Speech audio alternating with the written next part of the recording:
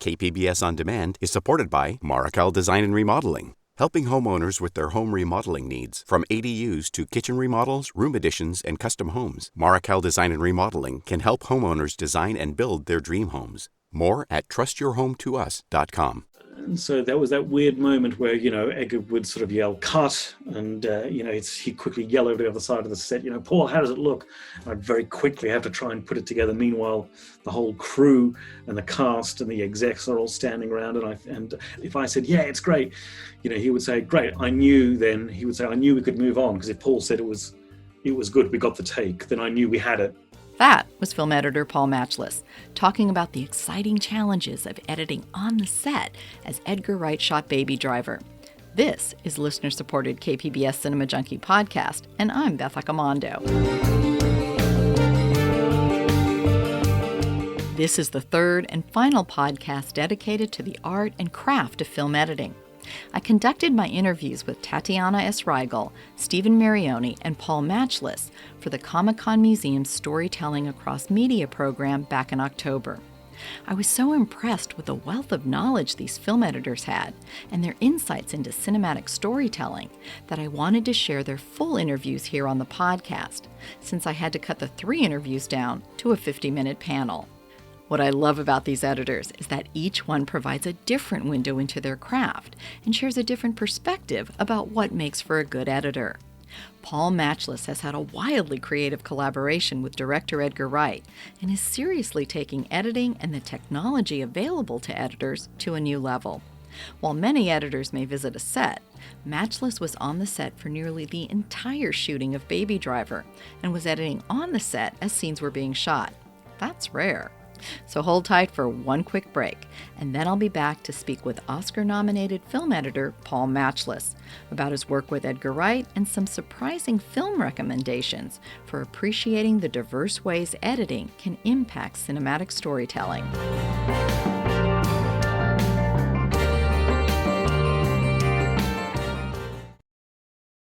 KPBS On Demand is supported by Markel Design and Remodeling, helping homeowners with their home remodeling needs. From ADUs to kitchen remodels, room additions, and custom homes, Markel Design and Remodeling can help homeowners design and build their dream homes. More at trustyourhometous.com.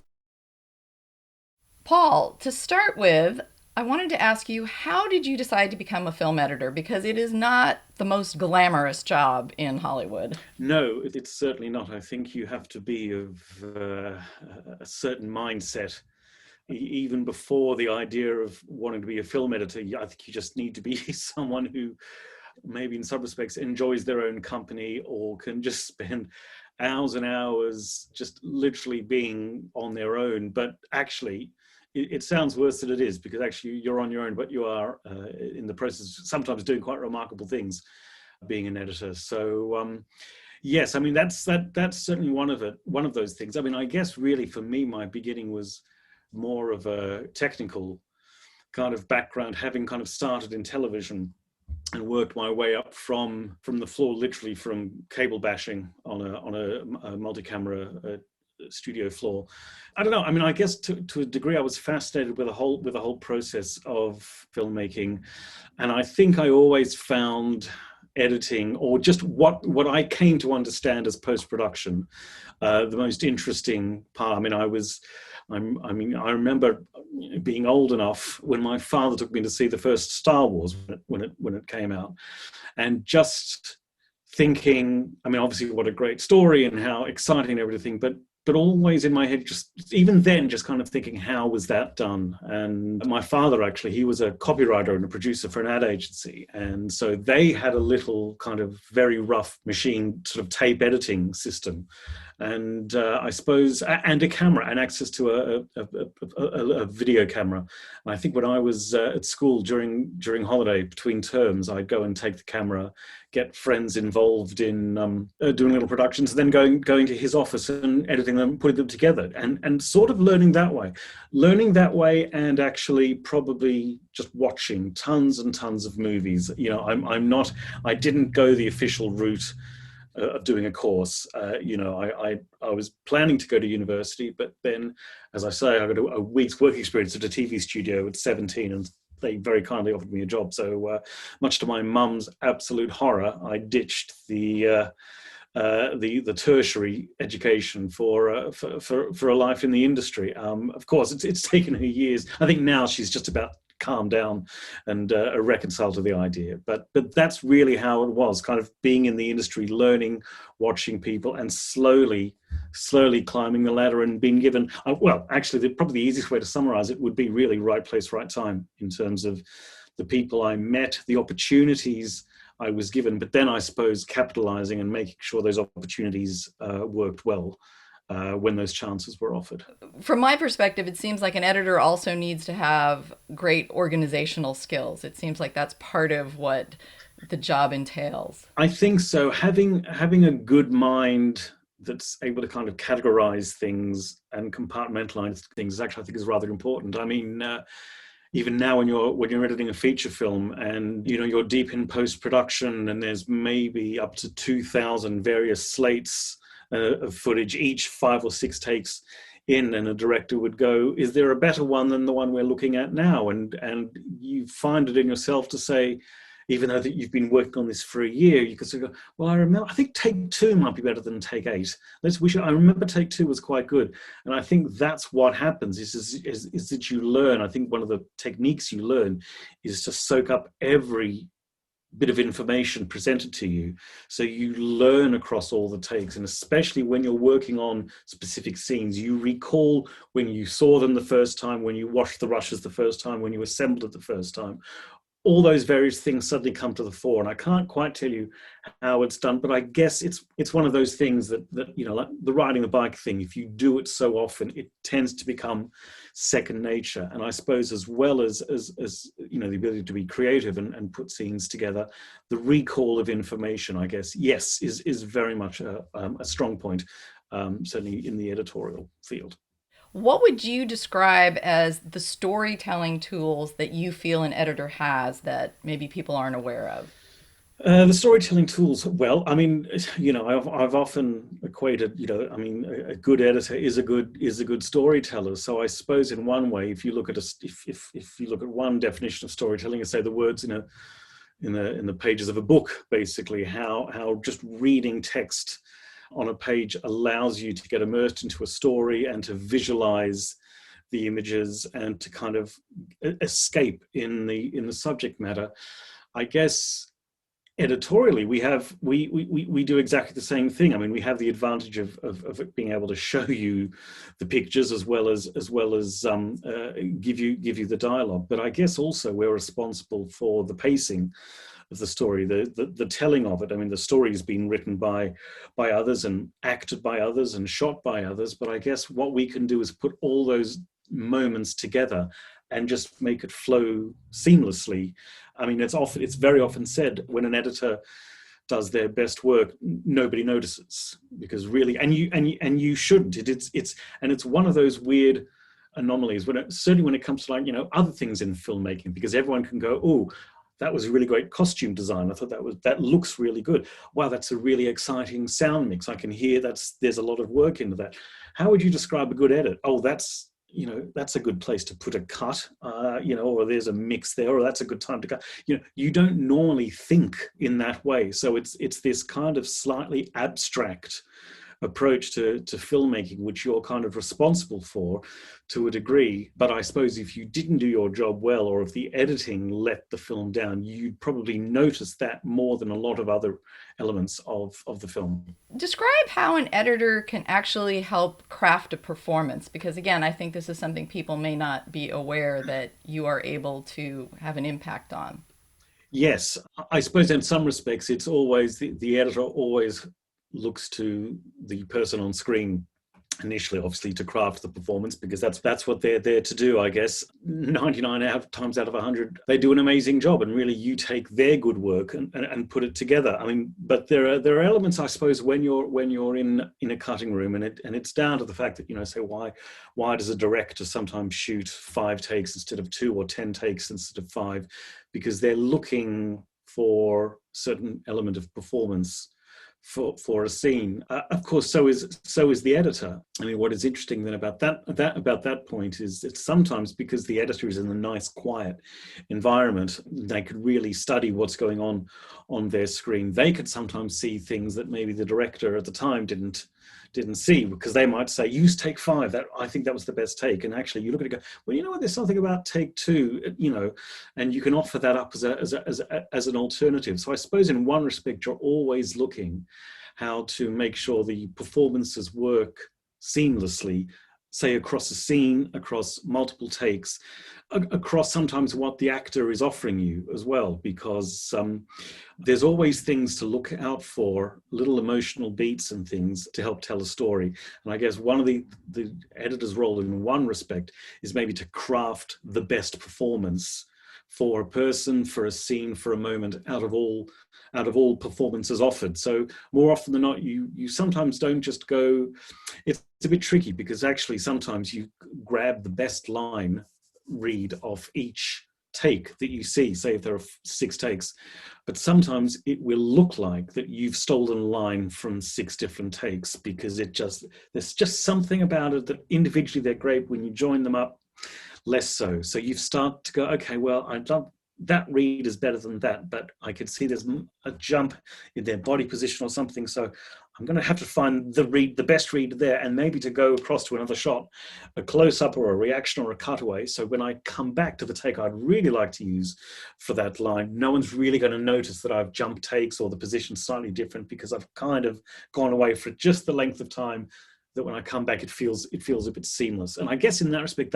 they're the kind of tricks really that an editor has to sort of create the impression that it is a seamless performance. And more often than not, you know, it is, an actor will always give a seamless performance. But in the context of filmmaking, when you're more often than not shooting one angle at a time, once you get all the angles together, you do really want the ability to craft the best performance for all the corresponding shots as well, not just the one shot, which is the actor saying the line at the time. So I guess in that respect, you're looking in all the footage to be able to craft something seamless that actually gives over the message of the scene in maybe the way that, you know, the best way that the director potentially intended, or that you could offer as well. And, you know, between you and them, you craft a scene with all the elements you're given. So you have a lot to play with when editing a scene, is not just footage, of course, sound effects, all those things are at your disposal, really, to just help sell that particular moment. I know each director is different, but what can you discuss about the collaborative process that you have with a director, and what's kind of expected from an editor in that? Every director, of course, approaches it a little bit differently. I think all directors are looking for a collaboration of some degree. I mean, obviously there are some directors I've worked with whom you know, they have an approach in post-production whereby, you know, they want to make sure that they look at all the footage to make sure that not only you, but they have seen everything, to make sure the best possible takes are there in the final edit. There are other directors, though, whose approach is very different. They rely on you. They expect that you have done your job, just as they think they've done theirs. If you've done your job, the scene plays pretty well. And I've had some directors watch something I've done and assembled, and they said, well, that's great. I would change that line and that line, but otherwise I think it's good, because, you know, the directors, they were there at the time. They knew what performances were in the can. If you've used a combination of, you know, the takes that they've suggested in the script supervisor's notes, and they expect you to do what you need to do in order to keep the smooth telling of the story. Some directors are actually just happy to go, yeah, that's great. That's kind of what I expected. That's what I saw on the set when we were doing it. And so I'm very pleased with that. I mean, I have to say, working with someone, say, like Edgar Wright, really, I mean, we're on a different level of collaboration there, because as I'm probably bored, a lot of people are saying over the years, we have this shared experience of me working on set with him and being there at the process of filming all the takes and editing as we go.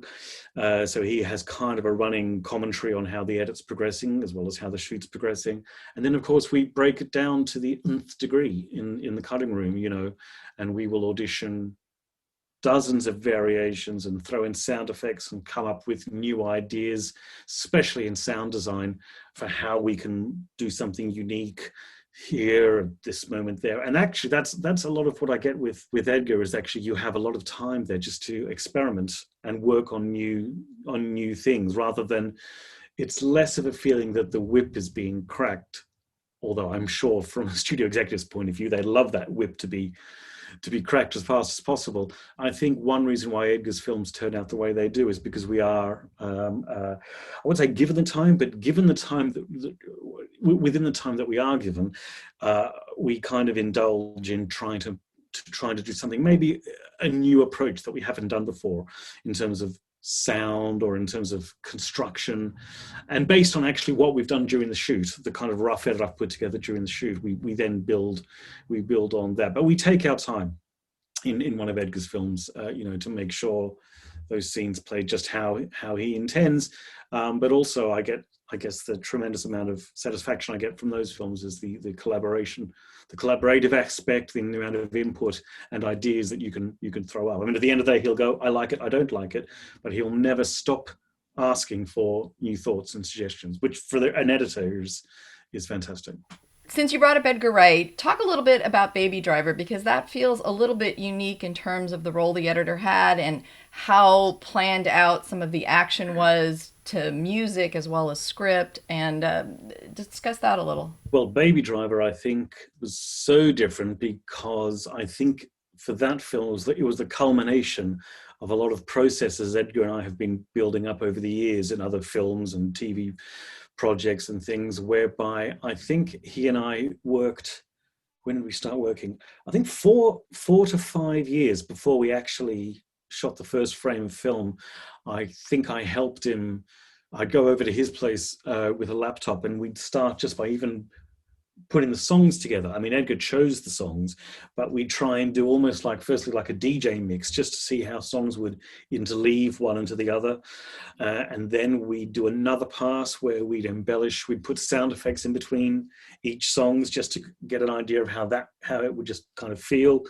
And then there was a table read done in Los Angeles of whatever the version of the screenplay was at that point, and he sent that over to me, and then I kind of basically built a radio play of the whole film, but just in sound form. So I took the table read, put the music in, put the dialogue, the actors read, sound effects, and you could actually listen to the whole thing in headphones as like a 100-minute radio play, which I don't know if anyone's gone to that kind of length before, but I think it was very good. It was a very good selling point to the studios who were a little unsure as to what it was that they might be buying into.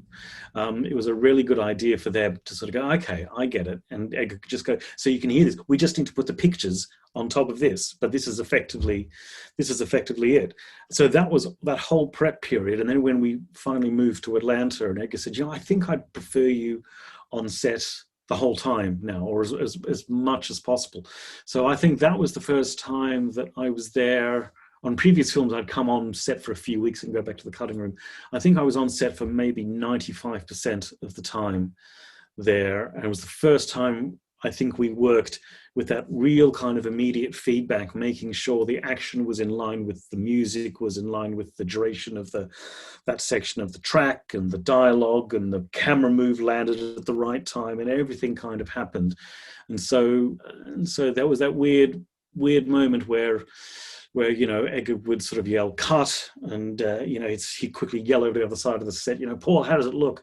And I'd very quickly have to try and put it together. Meanwhile, the whole crew and the cast and the execs are all standing around, and Edgar, bless him, he would kind of, if I said, yeah, it's great, he would say, great. I knew we could move on, because if Paul said it was good, we got the take, then I knew we had it and we could move on. So, a huge amount of responsibility there. But I guess over the years, when you're, as I was saying before, you're kind of training yourself for that moment, and that relationship that you have with one director that happens over the years.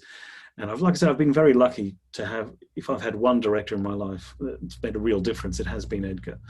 And so when Baby Driver came along, we really had a kind of second nature as to how we worked worked on set, and I think that's what helped make the film, I think, the total joy and success for Edgar that it ended up being.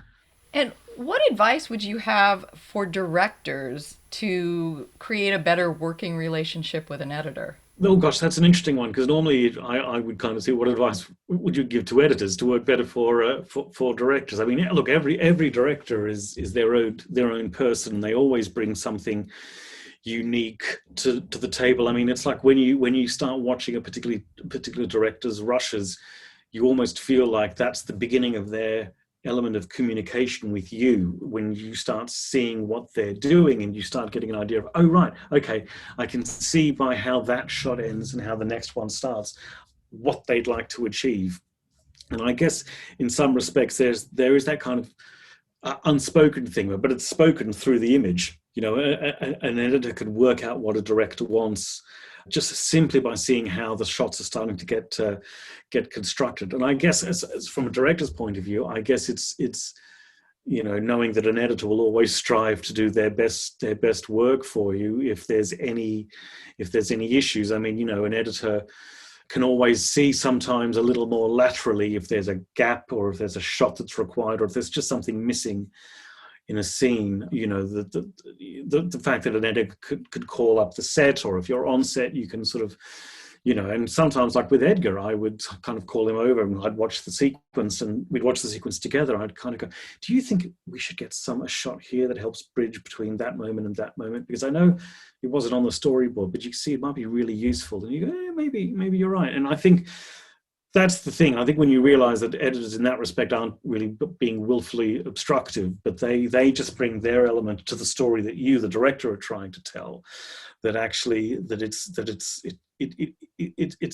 a great partnership together. And I think you know, I know directors rely on the editor to take their footage and craft it well, and I think the other way is that editors know that directors have a story they want to tell, and editors endeavor to do justice to that too. So I suppose what am I trying to say? I suppose really directors should just keep that open mind in terms of what an editor can bring. Sometimes the story might be a little different to what they were expecting, the way they see it.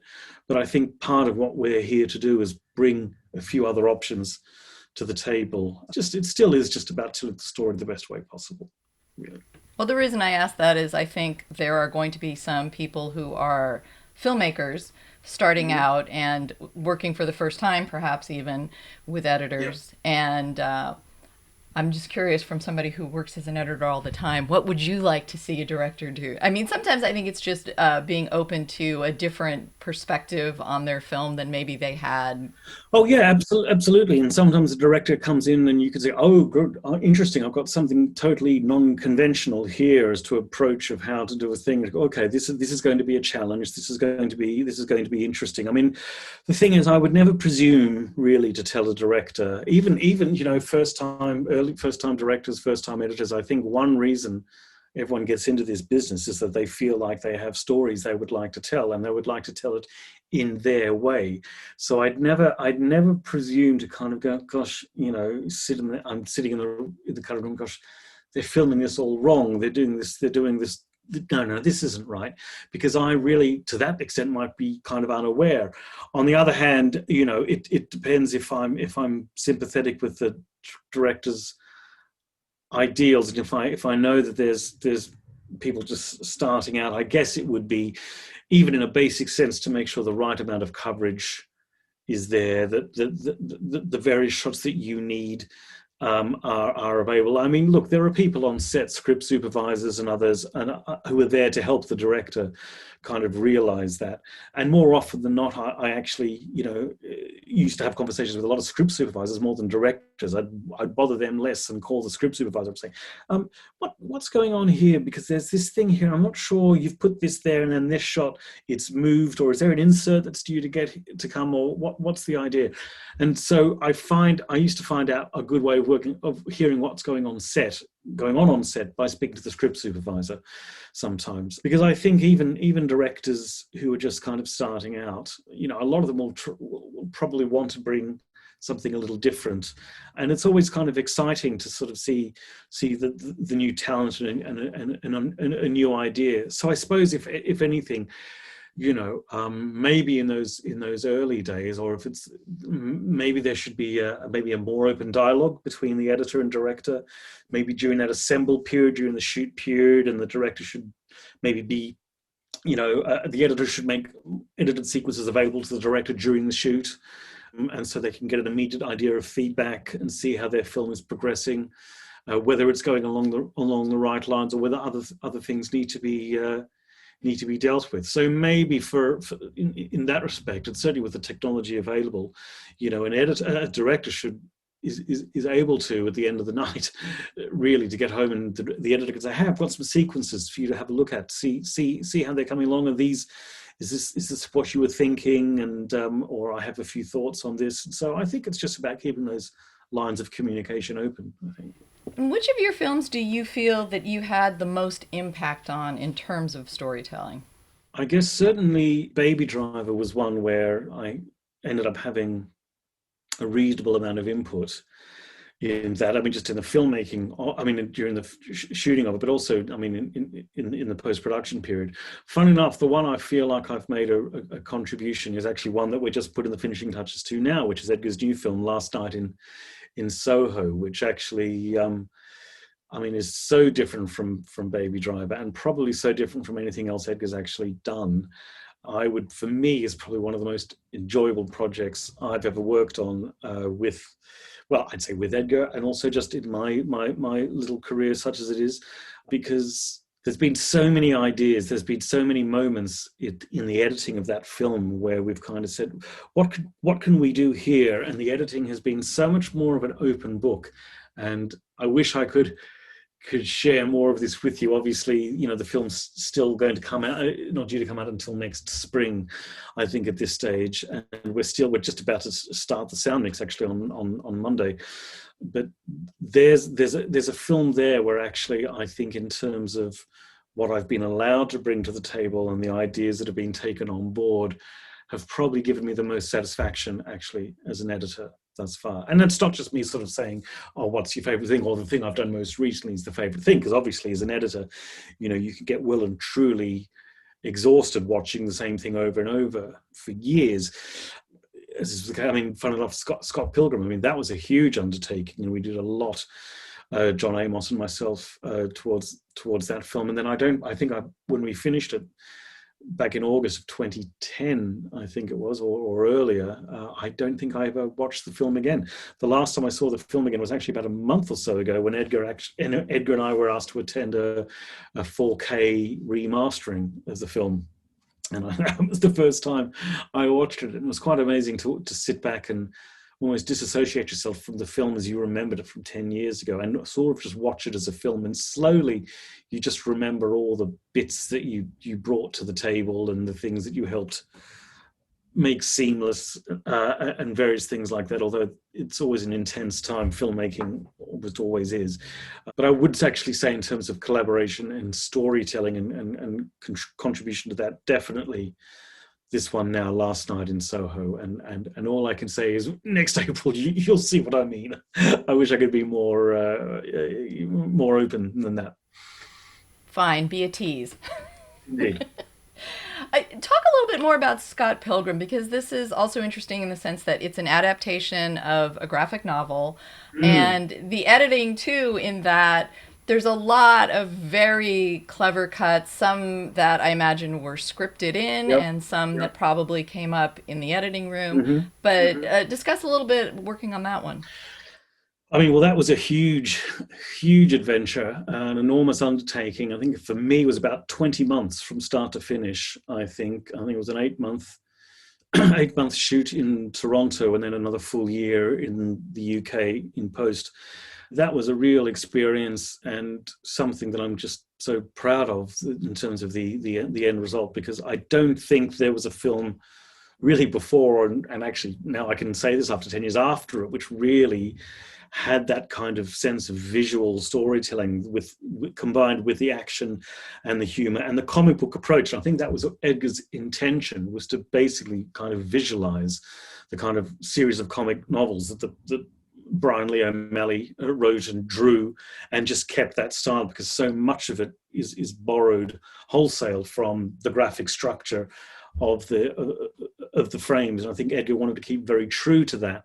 And so, yes, there was a lot. I mean, there was a lot of planning. And in fact, back then, I wasn't even doing on-set editing. I mean, I was in the cutting room the whole time, except for the additional photography. When we went back to Toronto for 3 weeks, it was the first time actually I'd ever done on-set editing with Edgar on that. So all of that had to be worked out either on set and kind of, oh, I hope that's going to work out in the edit, or okay, that's almost there in the edit. What do we need to do to feather that, to make that absolutely seamless?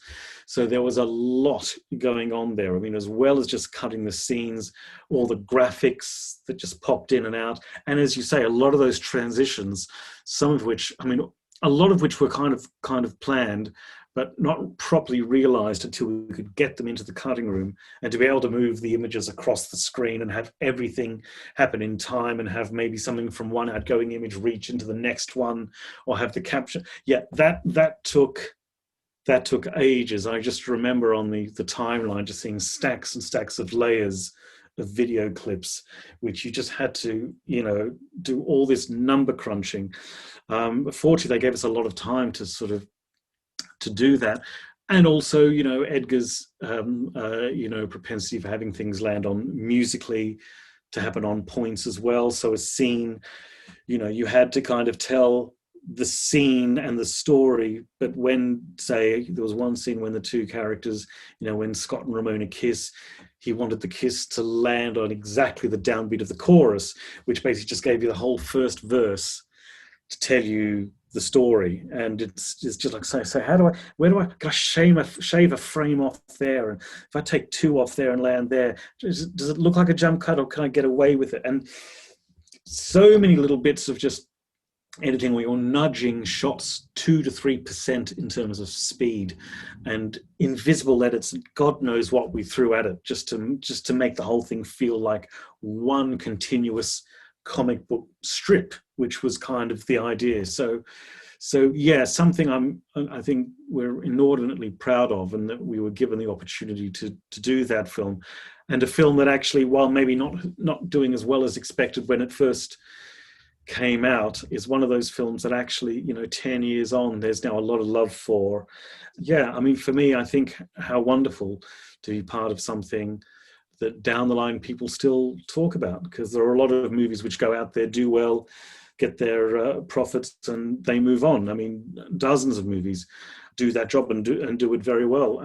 But to have been a part of a range of films that actually years on people still talk about, it's something very special that you realize you've been a part of. And so, yeah, Scott Pilgrim was definitely an example of that. Well, it really seemed to capture a comic book feel in terms of the transitions, because when you're reading a comic book, you're moving from panel to panel, and then there's that moment where you turn the page and you're not sure what's going to be on the next page, and that there's that reveal. And I think it really captured that energy and that sense of visual engagement. Oh yes, absolutely. And if I can't remember how many visual effects shots we had in there, it must have been over 2,000 or something like that. I definitely remember we went over 2,000 slates. And of course, we all shot it on 35. And I think we ended up exposing about 1 million feet of film for that. It was just on the pre-digital era. Having said that, of course, Edgar is actually he still shoots on 35, because there's still something about the texture of celluloid which appeals greatly, actually. So, but yes, I mean, there was just so much went into that, and the sound mix too. Just all the various elements of the sound mix, every little visual effect had an accompaniment with that. And I mean, everyone who worked on that film, I mean, yeah, just put in 1,000,000% just to make that film flow the way it did for the sort of 110 minutes, I think, of its running time. But it's remarkable. Like I said, I looked at it the other month for the first time in the best part of 10 years, and it really is like, gosh, wow, did we really go to those lengths, to those extremes, to make a film which looked and flowed and was just as distinctive as Scott Pilgrim. I mean, it's remarkable now, look back at it. If you hear somebody come out of a movie and mention an editor, usually what they say is, somebody should have cut that down, it was way too long. So if there's something an editor does that you feel people don't know about or don't appreciate or maybe have a misconception about, what would that be? Well, I mean, an editor is, kind of a base level.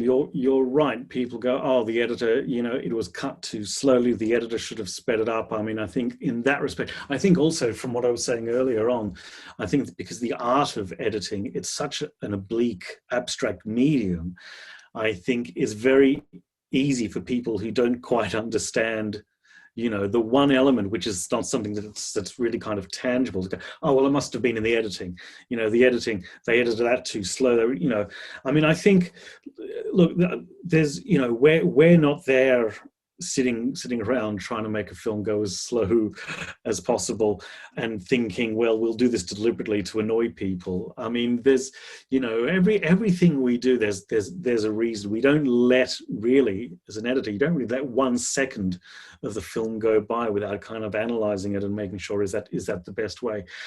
Look, sometimes there are things that, with the best will in the world, maybe you're out of time, out of budget, you can't reshoot it. Things sometimes just have to be what they are, and there's always things as an editor. I've got to let this go now. I've done as much as I can do to it, and it kind of is what it is. And I always feel that there is a point when you edit something that actually you kind of go, you don't just go, great, we've done it, I've stopped editing, brilliant, we've done it, we've finished. It's never like that. It's actually a process of letting go. And I kind of really feel like you could keep editing until the cows come home. And I think that's one reason why I don't watch much stuff that I've done once it's out there, because I would just look at it and go, oh, I could have still shaved 2 frames off that shot. I knew it. But I don't know, I think it's down to every director. It's, you're there to make them happy, to realize their vision. And you're, as an editor, you're not deliberately there trying to sort of make people feel uncomfortable, or the fact that, oh, it's too slow. Well, it's the editor's fault. It's too fast. Well, it's the editor's fault. It's a collaborative thing. I mean, we're there to try and pull all the elements together. We're telling the story. We're helping incorporate the visual effects. We're giving feedback on that. We're trying to get the sound scape. I mean, obviously there's a full sound team working on it, but initially you are trying to do a version of that in the edit, to try and, when you're playing the story to people, so they get immersed in the full picture. So I guess it's not really just the editor who's there when people are going to go, oh, I think the editor cut that totally wrong. There's always a reason why we've done it. But I mean, obviously, please feel free to disagree with how we've done it. It's a free country, and everyone is entitled to an opinion. I look back on things, I wouldn't change anything that I've done. They are what they are. I wouldn't have made Scott Pilgrim 10 minutes shorter, or I mean, there was some bit of criticism, I think, when the World's End film came out, and they said, oh yeah, there's all this dialogue, we had to wait about 25 minutes for the first action sequence. Well, you don't just necessarily go to a film just to kind of see the action sequence. It's the whole build-up of the story, and I love that, because we had such good actors in that film, and it was such a fun story. And actually, for me, that's the thing. Just, I would say, allow yourself to get immersed in the story a little bit more. Don't always just come for the whiz-bang aspect of it. I mean, I know, film tastes have changed, and people's perceptions of how films should be paced. With all the access to all the media and the millions of clips on YouTube, and access to everything all the time, which is what we have nowadays, has made that kind of internal body, a rhythm, the clock inside people's heads, I think, move a little faster than in previous times. And sometimes a film, I would say our film, The Last Night in Soho, we've deliberately, because it's more of a psychological thriller, we've kind of deliberately, I wouldn't say borrowed, but films that we've really enjoyed from the 70s, like Repulsion and Don't Look Now, and stories like that. And the way they made films then, yes, it was 30, 40 years ago, 50 in some respects, but there was nothing wrong with the way they did films then. So I think, like, we invite the audience to go on this particular journey with us, not all people may agree with the roadmap that we take them to get from A to B, but I don't think that should necessarily make a film any less enjoyable just because we've dictated how fast our foot is on the accelerator pedal. Sorry, I've just done a whole lot of automotive references there, but it just struck me as being a useful way of trying to describe how getting from A to B is, and sometimes everyone wouldn't necessarily choose that route, so to speak. So yeah, you'd get feedback from other people, but like I said, they're entitled to that feedback. You mentioned that you watched a lot of films as kind of your education for editing. If you could pick maybe 3 films to recommend to people to kind of exemplify the craft of editing, what 3 films might you point people to? Well, I mean, I would probably point to I don't know, some of my favorite directors, really. I mean, one would probably be Stanley Kubrick. And although, I mean, his style of editing is completely unique, I always recommend a film of his called Barry Lyndon, which came out in between Clockwork Orange and The Shining. It's a film that's almost pushing 3 hours, and it's very deliberately paced. I mean, it's nowadays, probably it feels like a very slow-moving film compared to how filmmaking is done now.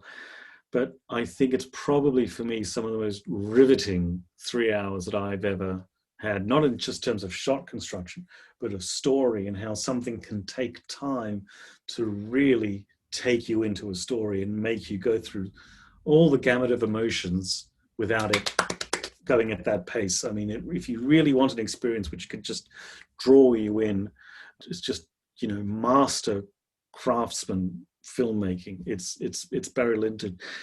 In terms of editing of a different nature, I would probably go to someone like the Coen brothers. I know they've been an influence for Edgar as well. And fun enough, for me, it's actually one of the lesser known films in their canon, but one that's called The Hudsucker Proxy, which I think for me, just in terms of editing, I think when I saw that, it was probably the first time I could see humor coming directly out of the point where the editor cut the shot. There's the humor in, obviously, when everything glided so well, there's humor in camera moves, there's humor obviously in dialogue and acting, but I just remember just the rhythm of the cutting and everything. I remember almost slightly being agog at those, especially early those films. I mean, even just the other day, I was watching The Man Who Wasn't There, a completely different rhythm to The Hudsucker Proxy. But the Coen brothers' idea of editing and their approach to it is genius.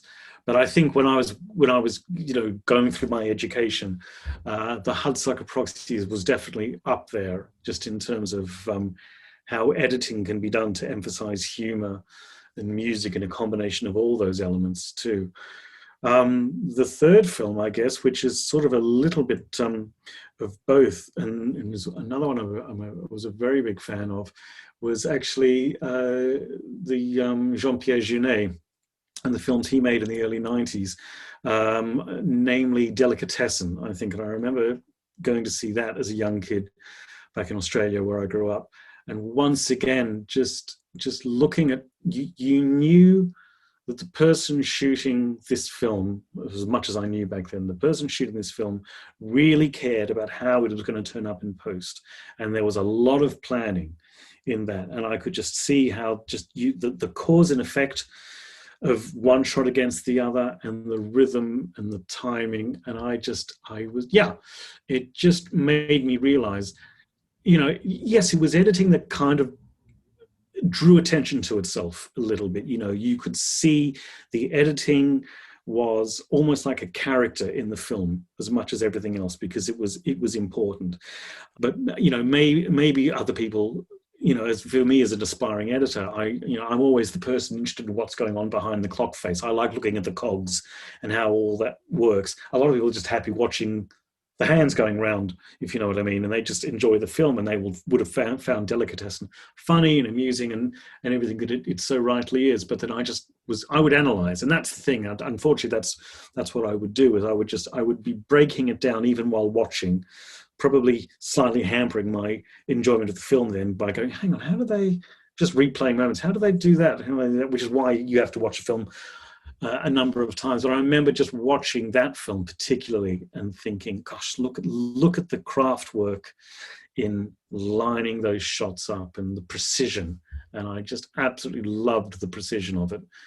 And of course, that could only work by making sure the editing was bang on. And I think just watching all these films, I just knew how important the editing was, and not just editing for the sake of telling a story, because there are thousands of wonderful, stories and dramas and things of which the editor is just the person who, is not noticed and does a wonderful job of giving the performances their best on the screen. And, films like, I remember Alexander Payne's Sideways, the film which came out, I think, in the mid-2000s.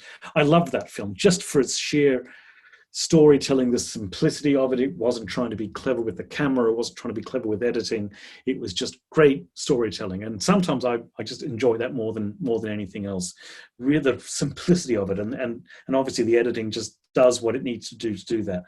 The films that I've mentioned, I guess, are much more where editing is like more of a character, has more of a presence in terms of the construction. And I think that's probably why maybe out of all those things, I found that the most interesting, because I thought, wow, you can go this way with editing and you can go this way. It doesn't just have to be the same thing every single time. And in terms of a palette of opportunities and things to try out, I don't think very few come as wide as what editing can actually offer. Well, I want to thank you very much for talking about the craft of film editing. Oh, you're very welcome.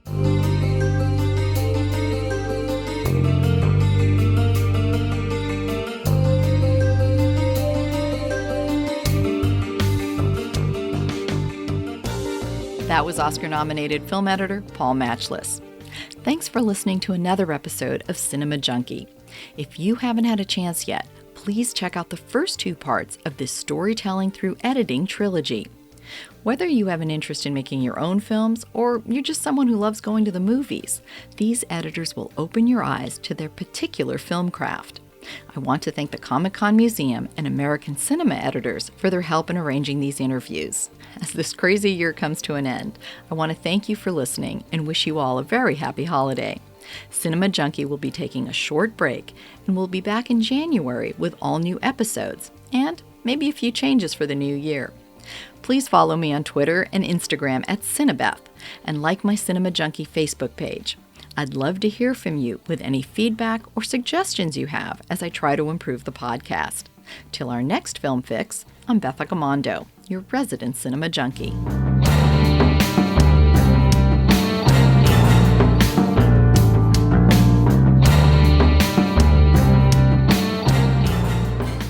KPBS On Demand is supported by Markel Design and Remodeling, helping homeowners with their home remodeling needs. From ADUs to kitchen remodels, room additions, and custom homes, Markel Design and Remodeling can help homeowners design and build their dream homes. More at trustyourhometous.com.